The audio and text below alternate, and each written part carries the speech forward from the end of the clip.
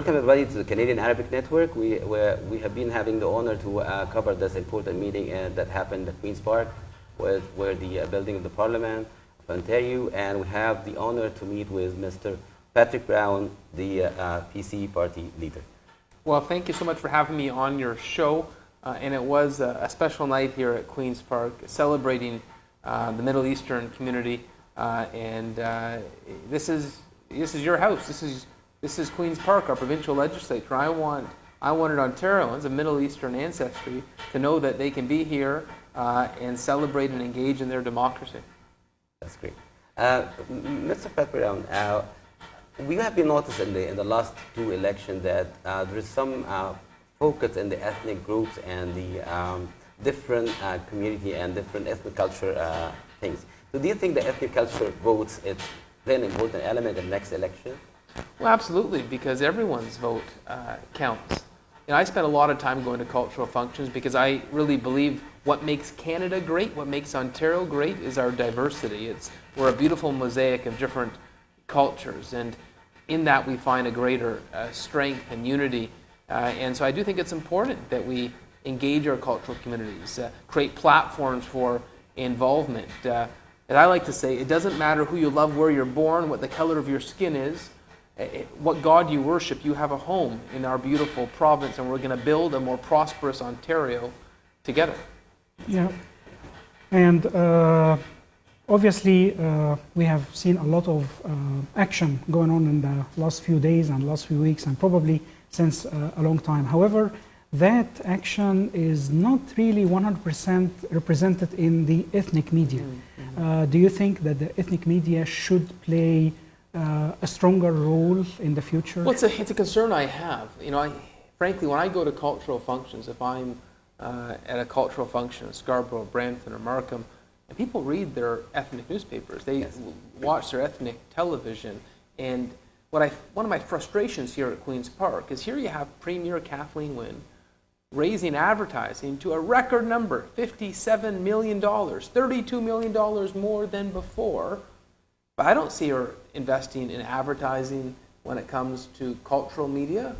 It's the old boys, the same old advertising clubs that they invest in. I want to tell our story. I want to tell Ontario's story. Yes. In the newspapers and television and radio that people use. And frankly, cultural media is a powerful medium to tell the story. I'll give you an example. Right now we have an opioid crisis in Ontario. Yes. Where there has been overdoses and deaths, and it's alarming, and we need a public education campaign on this.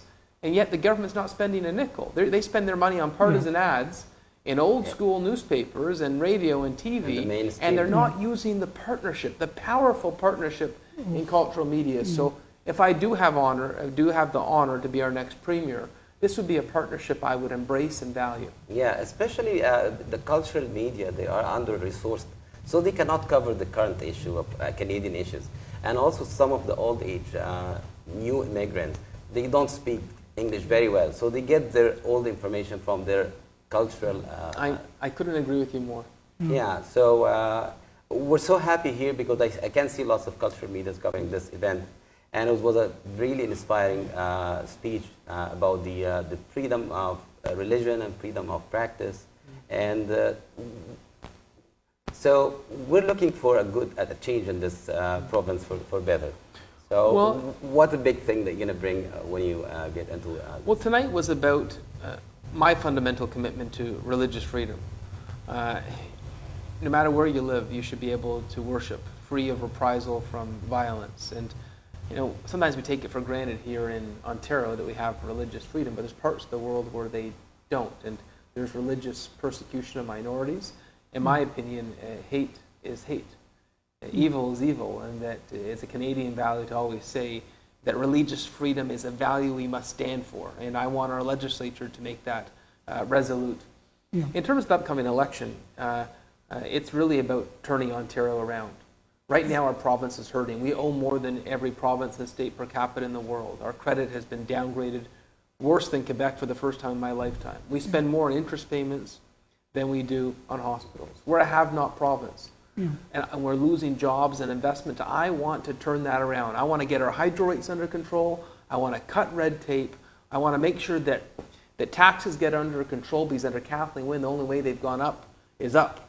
And we got to fix this. I want to create an environment in Ontario where if you're a hard-working small business, you can grow again, you can invest again, you can hire again.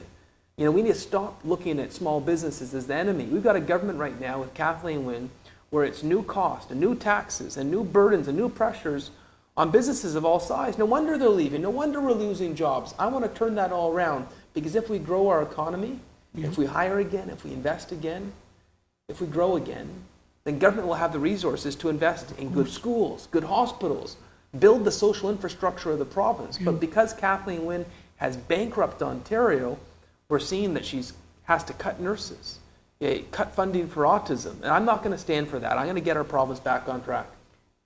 It's always really very nice to hear that, and always feel so much enthusiasm and so much encouraged to be a part of that kind of change.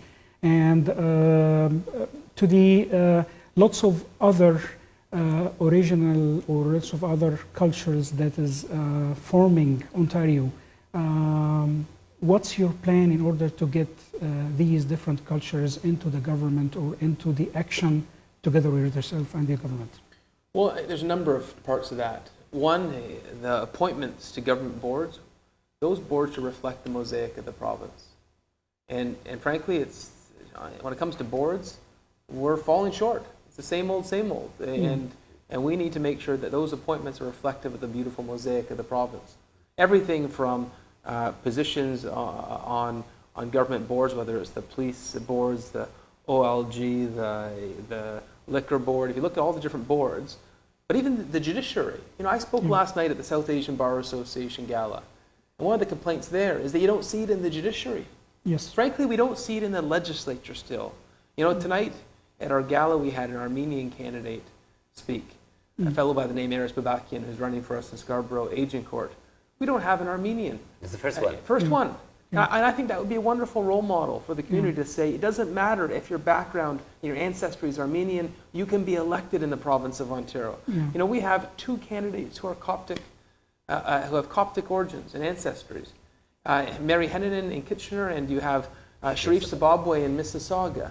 And we've never had a Coptic MPP in the province of Ontario. What a role model that would be for the community. I want a young boy, young girl, a student who comes to Queen's Park with their school and they look at the legislature. I don't want them to feel their community is not represented. I want to see those barriers and I want to tear them down. I want everyone in this province to know that they have equal opportunity to achieve anything. That's the Ontario dream. So the last question, so we have been having this Liberal Party in Ontario for a long time, okay? And this is the last year for this term. But we have seen noted that there's a new medication coverage for age 25 years old older. It's going to come in the next January. So why do you think this is happening? Especially we have a deficiency and the fund is not sufficient. So for the medication coverage for 25 years old, yes. So it's just a new thing. It's just last year of election. So what's your intake about this? The Liberals put forward their 7th pharmacare plan. Every time they put out a new plan, it seems to not work, and they're doing on their 7th one. I'm hopeful that it won't be, this one might work. How can they get the fund in Ontario where we have lots of deficit? Well, that's the problem, is they make these promises, but they're not funded. And, you know, one of my concerns is if people hear about the Liberal pharmacare plan and they're hopeful that maybe this means more drugs will be covered. I look at something like cystic fibrosis. The medication we need for cystic fibrosis isn't covered. And so you have this false hope. When they talk about universal pharmacare, you know, there's a lot of holes in that. And so I think it's wrong to leave people with the impression that you have something here that covers everyone when you leave a lot of people out. Of course,